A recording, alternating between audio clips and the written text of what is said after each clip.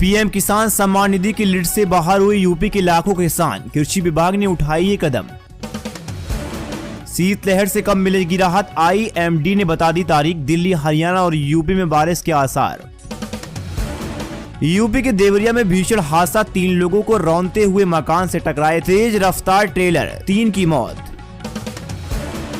गाजीपुर में सीएम योगी का विपक्ष पर प्रहार, पूर्वांचल एक्सप्रेसवे और गंगा बिलास का किया जिक्र।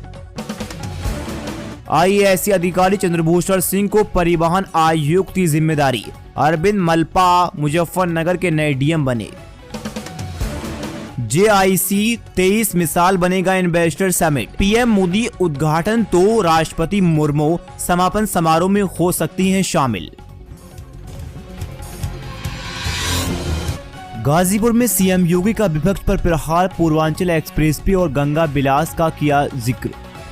भाजपा लोकसभा चुनाव 2024 की तैयारियों में जुट गई, जिसका आगाज आज बीजेपी के राष्ट्रीय अध्यक्ष जेपी नड्डा गाजीपुर से कर दिया। जेपी नड्डा ने एक जनसभा को संबोधित करते हुए विपक्ष पर कई प्रहार किए। वहीं सीएम योगी ने पूर्वांचल एक्सप्रेसवे, मेडिकल कॉलेज और गंगा बिलास का जिक्र करते हुए सरकार की सफलताओं के बारे में बताया। भाजपा के राष्ट्रीय अध्यक्ष जेपी नड्डा और प्रदेश के मुख्यमंत्री योगी आदित्यनाथ वाराणसी दौरे पर हैं। लोकसभा चुनाव 2024 के लिए भाजपा ने कमर कस ली। इसी क्रम में आज राष्ट्रीय अध्यक्ष जेपी नड्डा और सीएम योगी गाजीपुर चुनाव का शाकनाद किया। शीतलहर से कब मिलेगी राहत, आईएमडी ने बता दी तारीख, दिल्ली, हरियाणा और यूपी में बारिश के आसार। पश्चिमी मौसम के बदलाव को देखने को मिलने लगा।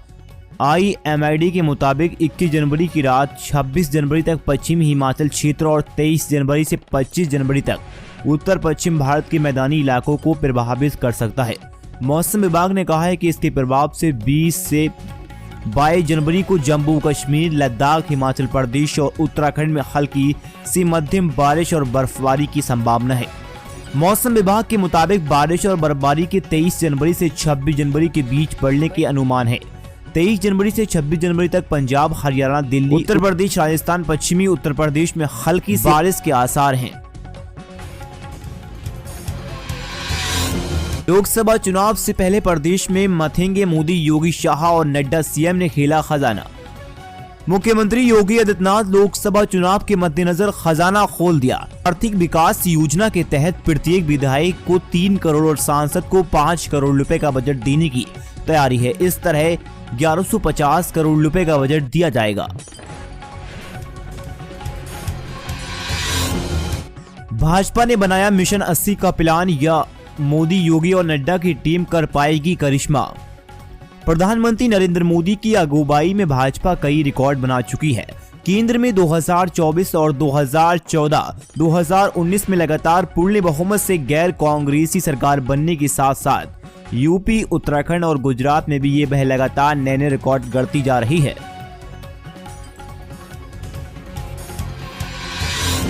रामपुर कोर्ट में गैर हाजिर रहा आजम परिवार, अब 23 जनवरी को होगी सुनवाई। रामपुर में समाजवादी पार्टी नेता आजम खान से संबंधित 2 मामलों में रामपुर की एमपी एमएलए कोर्ट में 313 सीआरपीसी के तहत बयान दर्ज कराने थे, जिसमें पहला मामला अब्दुल्ला आजम के 2 जन्म प्रमाण पत्र से संबंधित है, जिसमें आजम खान, अब्दुल्ला आजम और ताजीन फातिमा को एमपी एमएलए कोर्ट में पेश होकर अपने बयान दर्ज करने थे, लेकिन आजम खान के वकील की ओर से स्थगन प्रार्थना पत्र दिया गया। अंतर्राष्ट्रीय हिंदू परिषद के अध्यक्ष प्रहलाद तोगड़ी बोले, धर्म की रक्षा के लिए हिंदुओं को होना पड़ेगा एकजुट। अंतर्राष्ट्रीय हिंदू परिषद के अध्यक्ष डॉक्टर प्रवीण भाई तोगड़िया ने कहा, अयोध्या में राम मंदिर का निर्माण हो रहा है, अब मथुरा और काशी में मंदिर बनाने की बारी है। उन्होंने कहा, धर्म रक्षा के लिए हिंदुओं को एकजुट होना होगा। बीजेपी सांसद बरुल गांधी होंगे समाजवादी पार्टी में शामिल, शिवपाल सिंह यादव ने दिए संकेत। समाजवादी पार्टी विधायक शिवपाल सिंह यादव ने बुधवार को कहा, उन्होंने भतीजे अखिलेश यादव को अपना नेता स्वीकार कर लिया और सपा की उनकी पार्टी है। उन्होंने पीलीभीत से बीजेपी सांसद बरुल गांधी के सपा में शामिल होने पर भी प्रतिक्रिया दी। शिवपाल सिंह यादव ने बीजेपी सांसद बरुल गांधी को लेकर इसी दौरान सवाल किया गया तब उन्होंने कहा बीजेपी की भ्रष्ट सरकार को हटाने के लिए जो भी आना चाहे उनका स्वागत है। वहीं मुलायम सिंह यादव की छोटी बहू और बीजेपी नेता अपर्णा यादव के सभा में शामिल होने पर जवाब सवाल हुआ तो उन्होंने कहा वह परिवार की बहू हैं और परिवार के सुख दुख में हमेशा शरीक होती हैं। सपा नेता ने इस दौरान बीजेपी सरकार को उखाड़ फेंकने का संकल्प व्यक्त करते हुए कहा पार्टी के लोग संघर्ष के पथ पर निकलेंगे और निश्चित हैं अब लंका जलेगी। उन्होंने लोकसभा चुनाव 2024 में उत्तर प्रदेश में विपक्षी दलों का मोर्चा बनाए जाने के सवाल पर कहा सपा अकेले उत्तर प्रदेश में बीजेपी को हटाने में सक्षम है। शिवपाल सिंह यादव ने कहा हम भगवान राम और कृष्ण को मानने वाले लोग हैं तथा इनके विचारों पर चलने वाले हैं। सपा के लोग संघर्ष के पथ पर निकलेंगे और निश्चित है कि लंका जलेगी। जब सपा नेता से पूछा गया कि क्या सपा को राहुल गांधी पसंद नहीं है तब उन्होंने कहा राहुल गांधी को शुभकामनाएं, उनकी अलग पार्टी है। कांग्रेस की श्रीनगर रैली में शामिल होने पर दल का नेतृत्व फैसला करेगा। यादव ने कहा उनका लक्ष्य फिलहाल 2024 में होने वाले आम चुनावों में बीजेपी को सत्ता से हटाने और 2027 में उत्तर प्रदेश में होने वाले विधानसभा चुनाव में अखिलेश यादव को मुख्यमंत्री बनाना है। कुश्ती संघ दबंग सांसदों में गिने जाते हैं बृजभूषण सिंह। पहलवान को जड़ दिया था थप्पड़, जाने इनके बारे में। देश के नामी पहलवानों में भारतीय कुश्ती संघ के अध्यक्ष बृजभूषण शरण सिंह के पर बेहद गंभीर आरोप लगाए गए। उनका कहना है कि जब तक वह इस्तीफा नहीं देते धरना प्रदर्शन चलता रहेगा।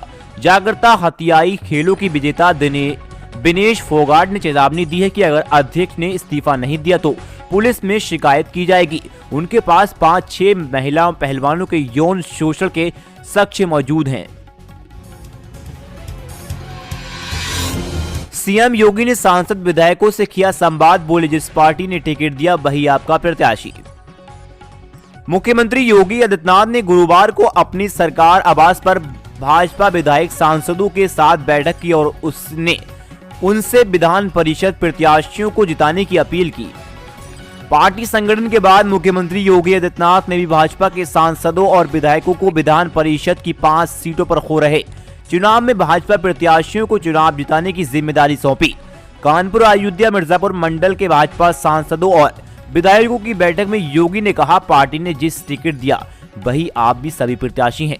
शिक्षक स्नातक खंड के एक मतदाता से संपर्क कर पार्टी प्रत्याशियों को चुनाव जिताएं। किसान सम्मान निधि की लिस्ट से बाहर हुए यूपी के लाखों किसान, कृषि विभाग ने उठाया ये कदम।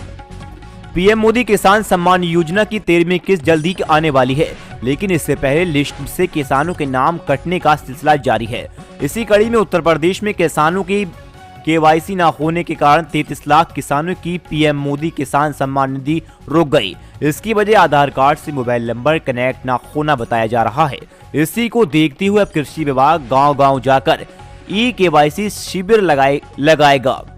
किसान सम्मान निधि पाने के लिए ई-केवाईसी करवानी होती है। इसमें 11वीं किस्त 2 करोड़ 41 लाख किसानों को मिली थी। 12वीं किस्त के लिए 1 करोड़ 70 लाख हो गई। अभी इस योजना के 13वीं किस्त में आ रही है जो फरवरी में आएगी। ऐसे में अभी 33 लाख किसान बचे हुए हैं जिनकी ई-केवाईसी पूरी नहीं है।